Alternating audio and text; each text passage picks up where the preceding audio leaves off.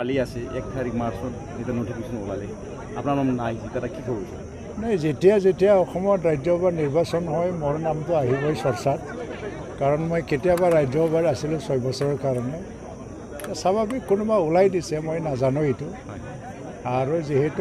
মই UPPL দলৰ আৰু যি হ'ব লাগে UPPLৰ পৰাই হ'ব UPPLৰ কোনো MLA নাই বিধানসভাত আৰু আন দলৰ হয়তো যোৱাৰ ইচ্ছা নাই that is not practical matter কোনোবা এটা স্পেকুলেশ্যন ওলাইছে প্ৰেক্টিকেল নহয় তেনেকুৱা পৰিকল্পনাও নাই আৰু বিধানসভা নিৰ্বাচন আহি আছে তাৰ কাৰণে আমি প্ৰস্তুতি চলাই আছোঁ কাৰণ UPPL আৰু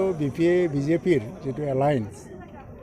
BTC নিৰ্বাচনৰ আগত হোৱা নাছিল BTC নিৰ্বাচনৰ পিছত কাউন্সিল বনোৱাৰ কাৰণেহে একেলগে মিলিজুলি চৰকাৰ বনাবলৈ এলায়েন্সটো কৰা হ'ল এতিয়া পলিটিকেল চেন্সত প্ৰকৃতপক্ষে BJP UPPLৰ মিত্ৰজোঁটৰ মিনিংটো অৰ্থটো সম্পূৰ্ণ হ'ব এই বিধানসভা নিৰ্বাচনৰ পিছত কিমান সিট মানে কোন পাৰ্টিয়ে জিকিব পাৰে ইয়াৰ পৰা আৰু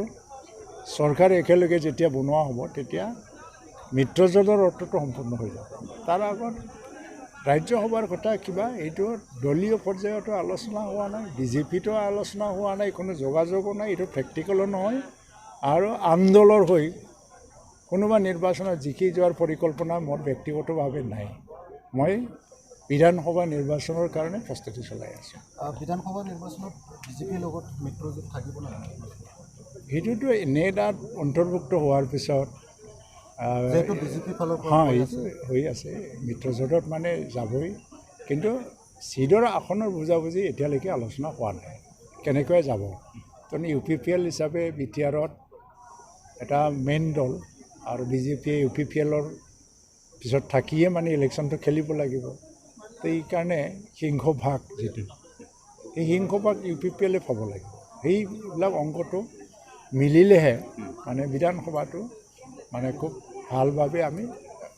জিকিব পাৰিম ছাকচেছফুল হ'ব লাগিব BTR অঞ্চলৰ কাৰণে প্ৰায় 2000কে অধিক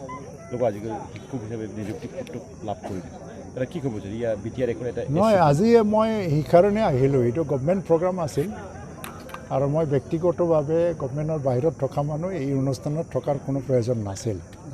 কিন্তু এই যে দুখীয়া শিক্ষকসকলে চাবলৈ তেওঁলোকৰ লগত লগ পাবৰ কাৰণে মই আজি আহিলোঁ 2160জন মানুহক আজি নিযুক্তি পত্ৰ বিতৰণ কৰিছে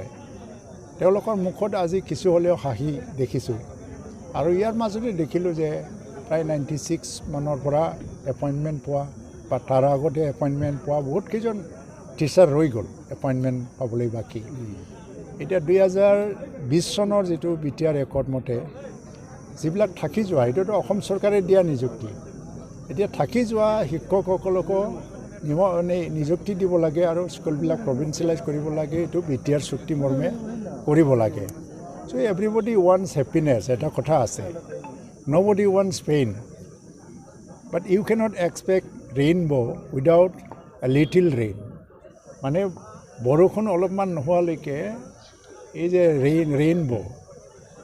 সেইটো আমি আশা কৰিব নোৱাৰিম তো ৰামধেনুটো আমি আশা কৰিব নোৱাৰোঁ তো এইগতিকে শিক্ষকসকলে আজি কষ্ট পোৱাৰ এটা সুফল পাইছে আৰু নিশ্চয় থাকি যোৱা শিক্ষকসকলে আকৌ সুফল পাব সেইটো মই আশা কৰোঁ আৰু এইটোৰ কাৰণে বৰ্তমান BTR চৰকাৰে কঠোৰভাৱে কাম কৰিব লাগিব স্কুল প্ৰভিন্সিয়েলাইজেশ্যন আৰু শিক্ষক নিযুক্তি থেংক ইউ জি এলায়েন্সটো মাত্ৰ ফৰ্মেলি নীতিগতভাৱে এলায়েন্সটো after formation of the coalition government and council সেইটোতো এটা হৈয়ে গ'ল কিন্তু আজি এটা ইলেকশ্যন ডিফাৰ কৰে এতিয়া ফৰ্মুলাবিলাক একে ফৰ্মুলা নহয় তো ইয়াত চাব লাগিব যে UPPLে সিংহভাগটো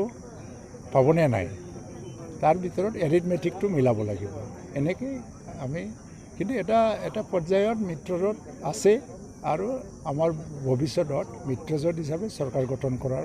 এটা পৰিকল্পনাটো আছে ইয়াত কোনো সন্দেহ নাই